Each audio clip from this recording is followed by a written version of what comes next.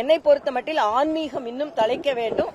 திருப்பரங்குன்றம் இந்துக்களுக்கு பாராபட்சமாகத்தான் இந்த அரசு நடந்து கொள்கிறது என்று நேரடியாக நான் குற்றம் சாட்டுகிறேன்.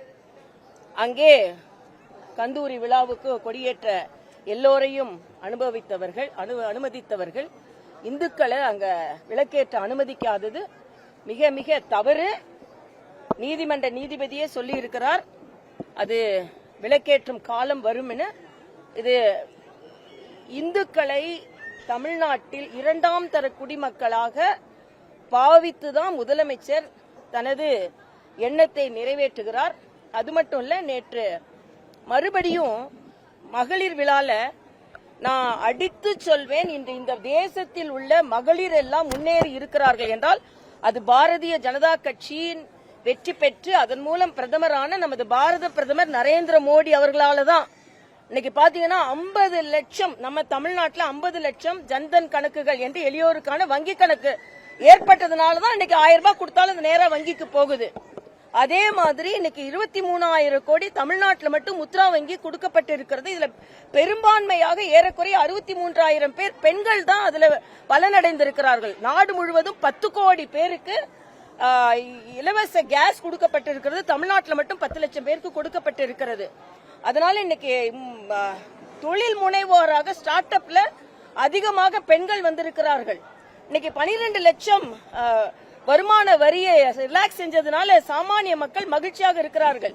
ஜிஎஸ்டி குறைக்கப்பட்டதுனால ஒவ்வொரு மாதமும் ஏறக்குறைய 50,000 ரூபாய் அவர்கள் சேமிக்கிறார்கள். அதனால இன்னைக்கு பெண்கள் எல்லாம் முன்னேறி இருக்கிறதுக்கு பாரதிய ஜனதா கட்சியின் பங்கை, பிரதமர் மோடியின் பங்கை புறந்தள்ளிவிட முடியாது. ஆனா எப்ப மீட்டிங்ல பேசினாலும் பாசிச அரசாங்கம் மகளிர்கள் அவங்க முன்னேற்றல பாரபட்சமாக பார்க்கிறார்கள் என்று எப்பொழுதுமே எங்களை குறை சொல்வதிலேயே முதலமைச்சர் இருக்கிறார்.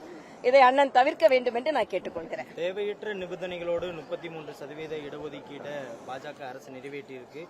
நாடாளுமன்றம் மற்றும் சட்டமன்றத்தில் பெண்களுக்கான பிரதிநிதித்துவத்தை கொடுக்க பாஜக விரும்பலின்னு சொல்லி ஸ்டாலின் போட்டிருந்தார். இல்ல, நான் கேட்கிறேன், இவங்க யூபி அரசாங்கத்தில் இருந்தாங்கல்ல, அப்ப ஏன் இவங்க நிறைவேற்றல? நான் மரியாதைக்குரிய பாரத பிரதமருக்கு 1 கோடி வணக்கத்தை சொல்லுவேன்.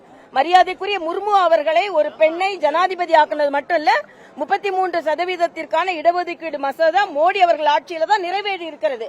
நான் எங்க கட்சியில 33% நிர்வாகத்தில் இருக்க, திமுக இருக்கா? எங்க கட்சியில நிச்சயமாக நிர்வாகத்தில் 33% இருக்கிறதுனால தான் கிளையில் இருந்து பெண்கள் வருகிறார்கள். அதனால பாரதிய ஜனதா கட்சி இன்னைக்கு ராணுவ அமைச்சரா பெண் இருந்தாங்க, வெளியுறவுத்துறை அமைச்சரா பெண் இருந்தாங்க, இன்னைக்கு நிதி அமைச்சரா பெண் இருக்கிறாங்க, பல ஆளுநர்கள் இருக்கிறாங்க. நான் மாநில தலைவராகவே இருந்தேன். ஆக பெண்களுக்கு அங்கீகாரம் கொடுப்பது பாரதிய ஜனதா கட்சி தான். சும்மா அண்ணன் ஸ்டாலின் அவர்கள் முழுவதுமாக அதை பற்றி தெரியாமல் பேச வேண்டாம் என்பது எனது கருத்து.